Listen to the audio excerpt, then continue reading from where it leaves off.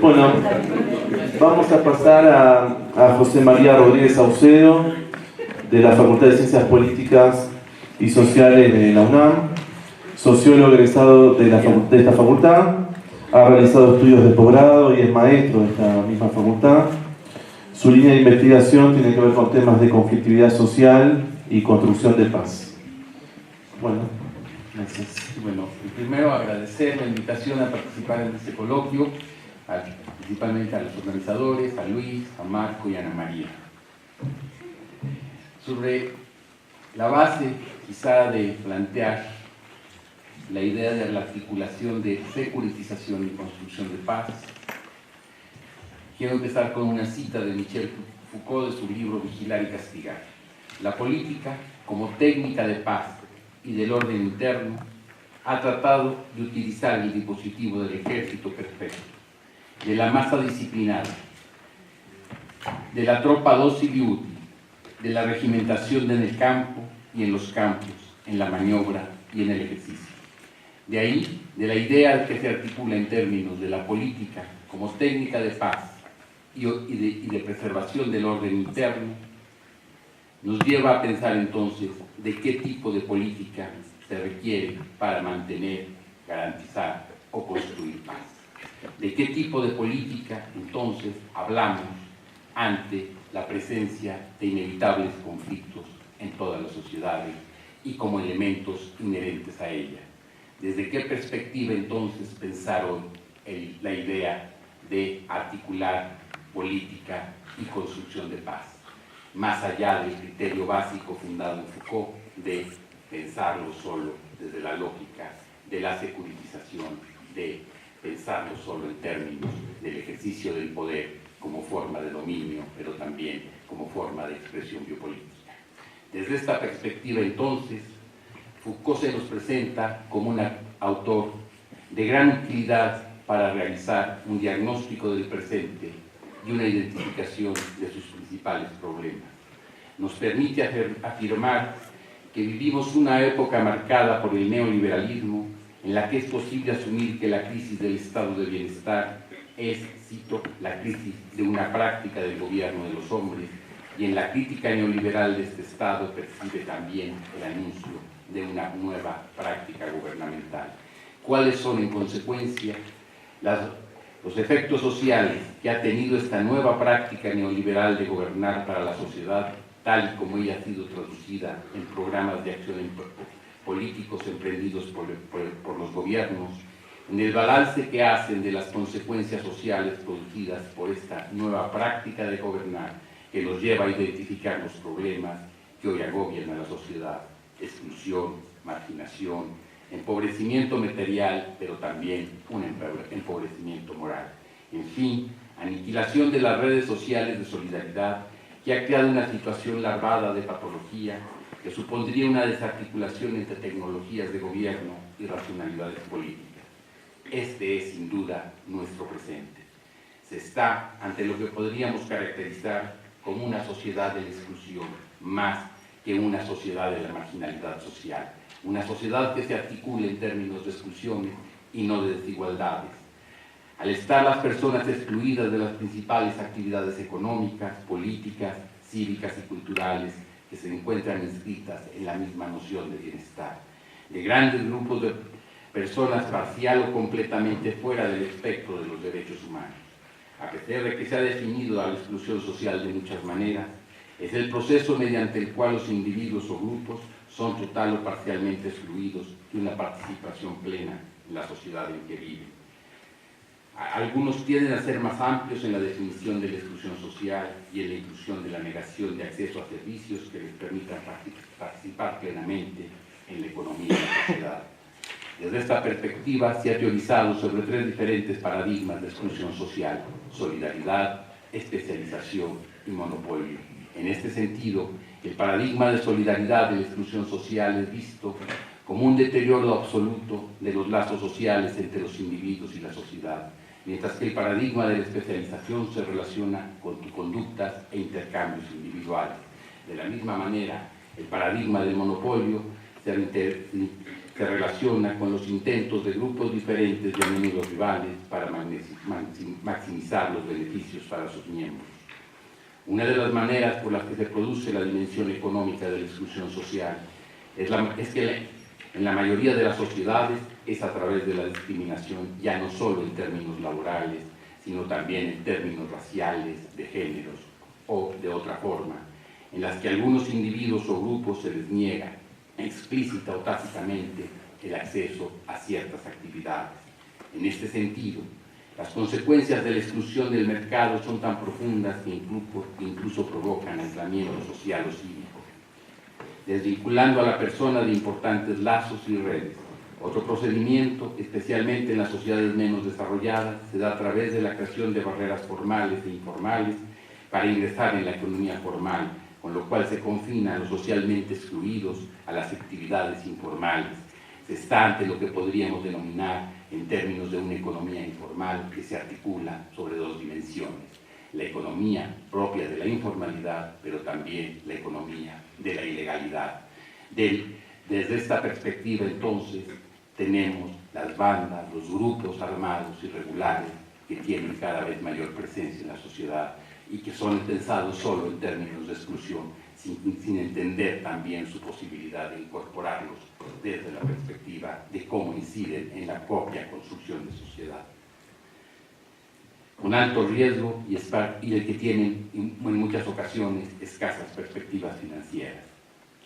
En consecuencia, la tesis ampliamente aceptada de la economía informal o economía de la sombra o la economía subterránea, la economía gris, como muchas veces se le denomina, indica, por ejemplo, que las actividades económicas informales que ocupan una parte significativa del total de las actividades económicas son principalmente producto de la exclusión social, de la imposibilidad ya de incorporarse al mundo del trabajo. La articulación entonces se define en términos de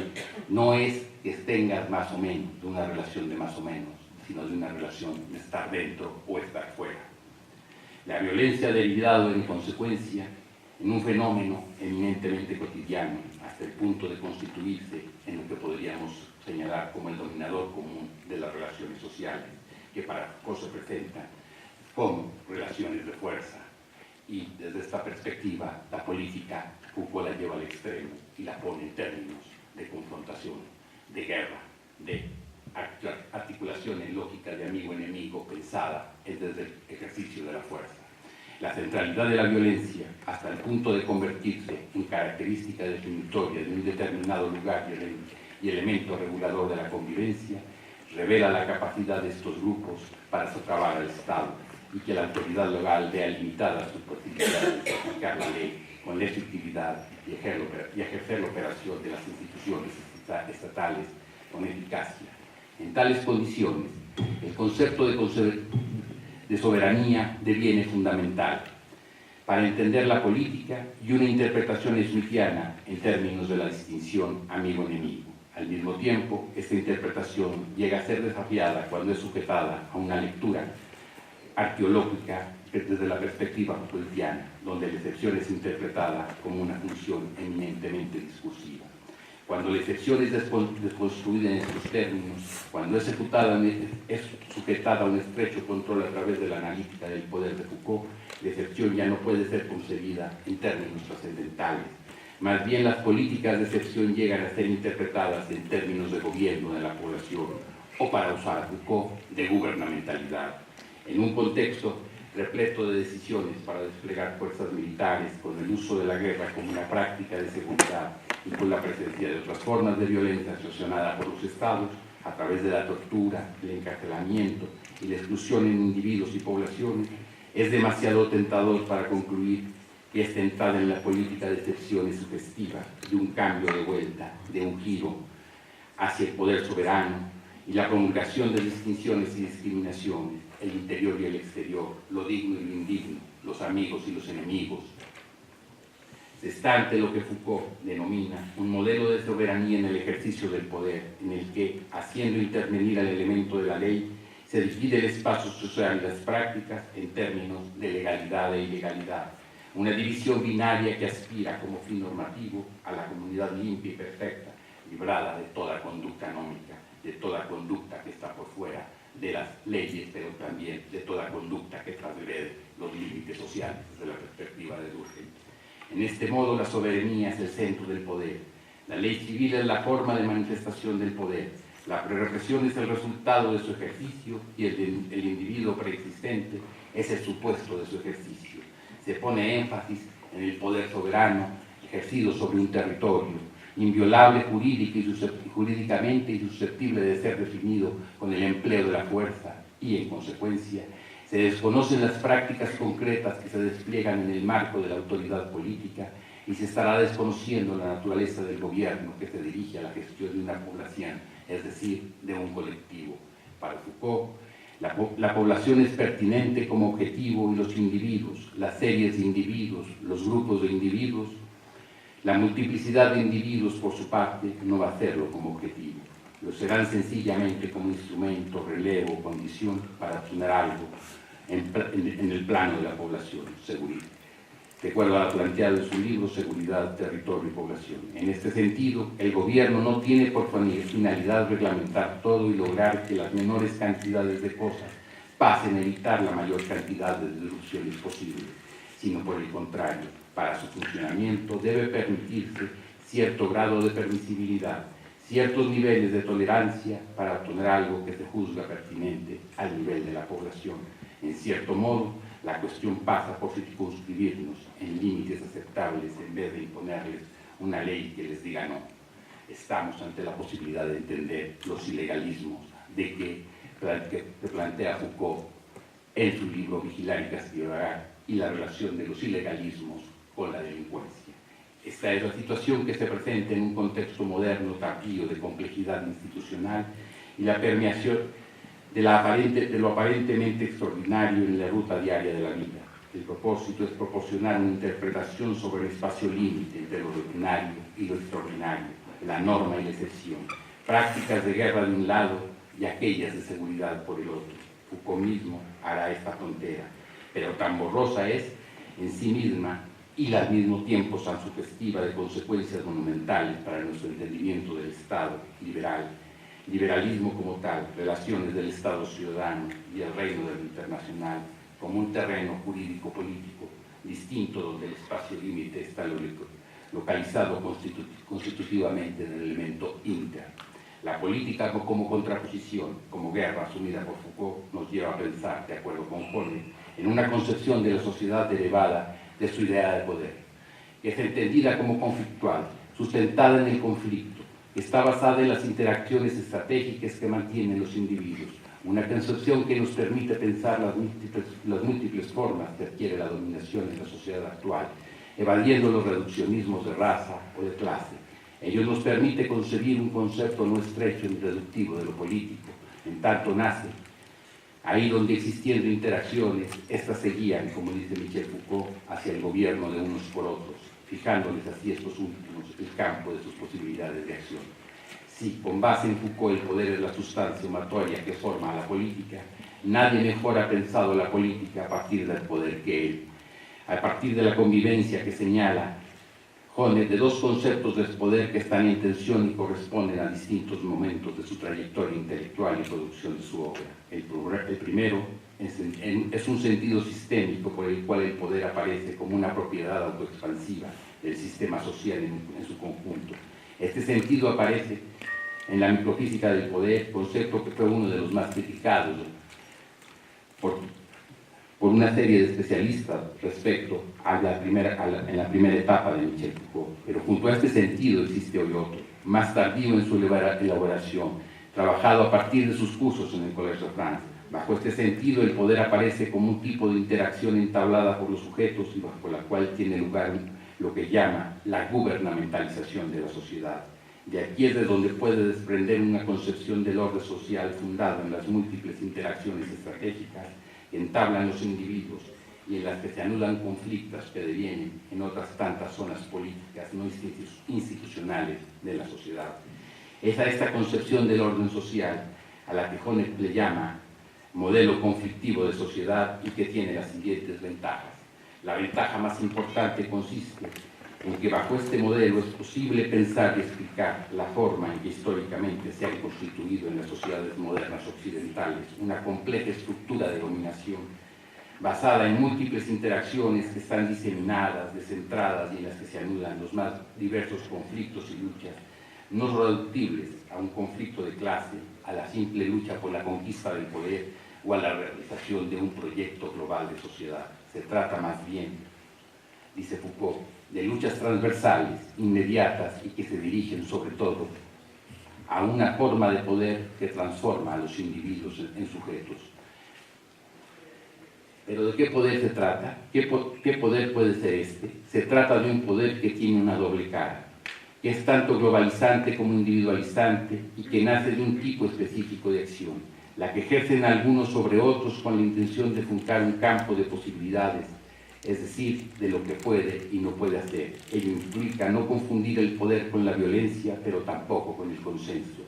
En sí mismo el ejercicio del poder no es una violencia a veces oculta, tampoco es un consenso implícitamente se prorroga. Es un conjunto de acciones posibles, opera sobre el campo de posibilidad o se inscribe en el comportamiento de los sujetos actuales, incita, induce, seduce, facilita o dificulta, amplía o limita, vuelve más o menos probable, de manera extrema, constriñe o prohíbe, de modo absoluto. Con todo siempre es una manera de actuar sobre un sujeto actuante o sobre sujetos actuantes, en tanto que actúan o son susceptibles de actuar. Un conjunto de acciones sobre acciones, dice Michel Foucault en su texto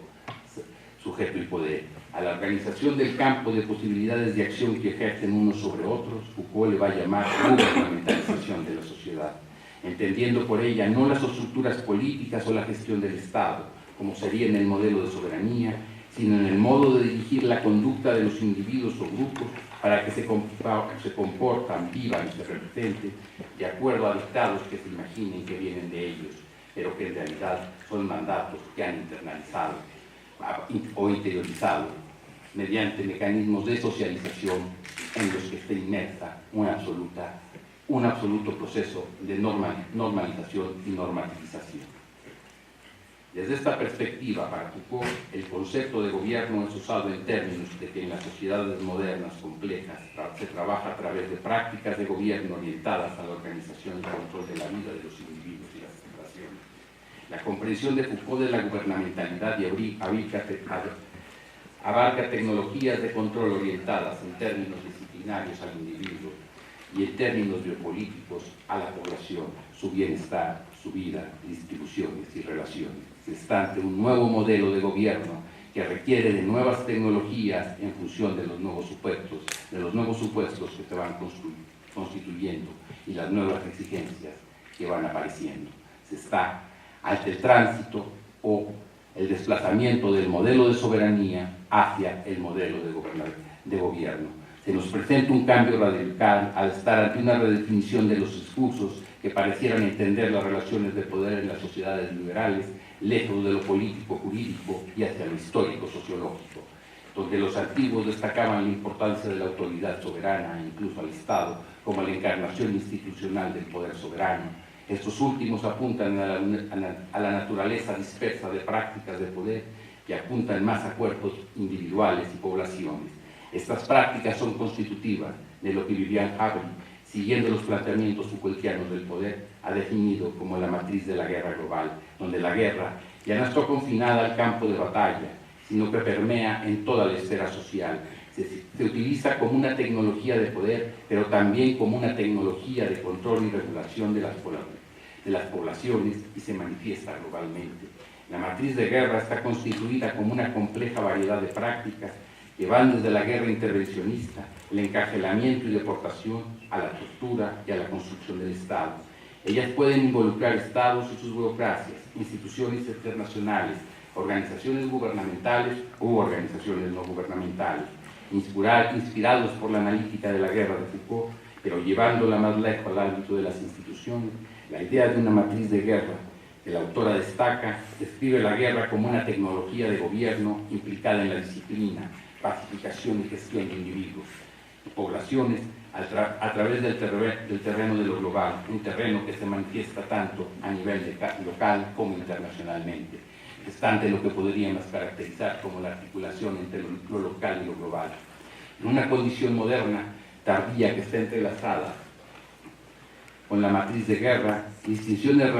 relacionadas con el adentro y afuera, paz y guerra, seguridad y guerra, policía y guerra, desaparecen en prácticas gubernamentalizadas, cuyo control es global en alcance y desafiante de límites, fronteras y distinciones. Importantemente, las fronteras no desaparecen, pero son reinscritas sobre los cuerpos de los individuos y poblaciones a través de cada instancia de violencia, control y exclusión del otro. El enemigo orientado o apuntado en nombre de la humanidad y su protección. La matriz de guerra es, por lo tanto, el lado oscuro de un cosmopolitanismo liberal que busca redefinir lo global en términos de la humanidad en general y normalizarla a ella. Cómo se cultivan las prácticas en los discursos, y específicamente el discurso de la academia, cuestión en términos de cómo nos relacionamos con el reino de estas mismas prácticas y cómo tal compromiso podría al mismo tiempo ser constitutivo de una intervención crítica. El argumento podría ser hecho en términos de las prácticas que se destacan a nivel nacional, pero también local. Se describen mejor en términos de seguridad o securitización y no de guerra, mientras que las primeras son vistas para permear el aparato del Estado y entidades internacionales, aplicable a prácticas burocráticas macroeconómicas, de policía para el control de las fronteras, de luchas entre Estados y la reunión de las inteligencias. El último concepto es aplicado tradicionalmente al contexto del campo de batalla, con enemigos políticos definidos y objetivos, una duración definida de la contienda estratégica y recursos adecuados para la obtención de una eventual victoria. La idea de una matriz de guerra busca localizar exactamente las prácticas microcósmicas de seguridad en un terreno más amplio de tecnologías que apuntan a otro, considerándolo una amenaza de la sociedad. Tal orientación podría muy bien tener lugar a través de operaciones militares. Sin embargo, no es confinada a tales operaciones, como una serie de prácticas dispersas que está también implicada en la orientación exacta. Mientras una estructura de seguridad de las prácticas descritas podría despolitizar las cuestiones relacionadas con la orientación de determinados sectores de la población, las sugerencias de que tales prácticas de seguridad son de una matriz de guerra las repolitiza. Tal repolitización reconoce inmediatamente que las prácticas que consideran necesarias en nombre de la seguridad pueden, de hecho, ser objeto de contestación dentro de las sociedades más amplias de los estados intervinientes y de los destinatarios, de tal modo que el poder no es meramente una decisión central, sino unos mecanismos infinitesimales que tienen su propia historia, su propia trayectoria y sus propias técnicas y tácticas. El gobierno, por consiguiente, no puede ser entendido como el derivado de un conjunto de formas e instituciones, sino como un conjunto de mecanismos, prácticas, conocimientos y acuerdos situados en el contexto de la construcción de paz, con el objetivo de transformar los estados inestables y sus conductas, de dominar los riesgos. Mientras que Foucault exploró mecanismos y modalidades de regulación que suplantaron soberanía y planteó que gubernamentalidad y biopolítica eran las nociones más adecuadas para la comprensión de la realidad actual, la segunda nos permite contar con un conjunto de conocimientos y procedimientos administrativos designados para conocer y controlar la vida de la población, estadísticas, censos, etc., así como las normas, regulaciones y mecanismos de vigilancia para castigar posibles infracciones sociales. Desde una perspectiva Foucaultiana, ambas resultan aspectos claves en las nuevas modalidades del mantenimiento del orden, que no tienen un único centro de poder, a diferencia del modelo de soberanía. No puede eludirse, sin embargo, que estas soluciones suelen encontrar divergencias y formas locales de resistencia. Se está frente a una forma de poder no solo orientada al control social, sino también dirigida a la formación de sujetos que en su absoluta anulación, por lo que para Foucault, desde la perspectiva interaccionista del poder, este no se ejerce sin resistencia. No hay una relación de poder sin resistencia, sin escapatoria o huida, sin un eventual regreso. Toda relación de poder implica, pues, por lo menos virtualmente, una estrategia de lucha, sin que por ello lleguen a superponerse, a perder su especificidad y finalmente a confundirse. Pero resistencia al poder en nombre de qué o para qué. Esta pregunta toca de fondo los límites del concepto del poder y de política. Límites que se pueden distribuir en dos aspectos, sociológicos y normativos. Para los primeros es posible establecer que ninguna sociedad se mantiene del comportamiento puramente estratégico e institucional de los sujetos, de una noción jurídico-política formalizada en el modelo de soberanía. Es decir, si bien en su etapa tardía Foucault logra avanzar hacia una noción interaccionista del poder que permite ponerle límites a su visión anterior, por otro lado, sin embargo, las complejidades de la interacción que el modelo histórico sociológico ha explorado a través de los diversos sentidos en que transcurre la acción social están ausentes. O dicho en otros términos, la sociedad no es solo posible por un modelo teleológico de la acción, por un proyecto o por una visión orientada en términos de la relación medios-fines, por una perspectiva fundada solo en el criterio de intencionalidad. El éxito de la acción radica en suscitar en el mundo un estado que satisfaga el fin propuesto. Desde esta perspectiva, la resistencia al poder para Foucault se concentra en la posibilidad de limitar, acotar la acción del propio poder. Del concepto interaccionista del poder de Foucault se deriva que la política, en tanto nace de relaciones estratégicas entabladas entre individuos, puede irrumpir en los lugares más inesperados. Que la política está ahí donde se anidan conflictos, en lo que siempre está presente la posibilidad de la libertad, es decir, de resistir a la gubernamentalización de la sociedad, de nuevas acciones y conductas, ante los hechos evidentes de que en nuestra sociedad el conflicto, la confrontación, la lucha nunca cesan, la guerra permanece y continúa por otros medios. Nos pone ante el hecho de que la política es la continuación de la guerra y por consiguiente no se escribe la historia de esta guerra, aun cuando se escribe la historia de la paz y sus instituciones. Por consiguiente, siempre está presente de manera real y potencial el riesgo de que la política irrumpa como conflicto y devenga en una confrontación como resultado de agudas y lacerantes condiciones de exclusión social y control territorial o incluso control poblacional desde el predominio de un modelo de gobierno y ya no de un modelo soberano. Un modelo articulado desde lo histórico-social y no solo desde lo jurídico-político, no desde la perspectiva smithiana, sino desde la perspectiva kultiana de pensarlo en términos del modelo de la gubernamentalidad. Los actores políticos que resisten no se expresan desde el ámbito de lo institucional, sino desde los más variados e inesperados espacios sociales, desde los que reivindican sus necesidades de ejercicio del poder, que son considerados múltiples puntos focales de manifestación material que se manifiesta en las comunidades locales, por aquellos individuos y grupos que quieren definir su propio estilo de vida y concepción de paz contra toda forma de securitización. De tal modo, las formas de resistencia local significarían una respuesta al modelo de securitización de la construcción de paz que se ha implementado con perspectiva más clara desde el 11 de septiembre de 2001. Estas resistencias en algunos casos son violentas, en otros se expresan como movimientos sociales embrionarios o como actos cotidianos ocultos desde los márgenes. Mediante este tipo de expresiones, los actores locales desafían la construcción de paz gubernativa y biopolítica, a la par que exigen el tipo de paz que ellos consideran viable, justo y duradero. Estamos ante lo que con base en Richmond es caracterizado como una infrapolítica de la construcción de paz que se articula desde los propios ciudadanos, desde la propia población y en contraposición al control, normalización o securitización de la población mediante mecanismos disciplinarios o mecanismos de biopolítica desde la articulación del individuo o desde la articulación de la población. Gracias.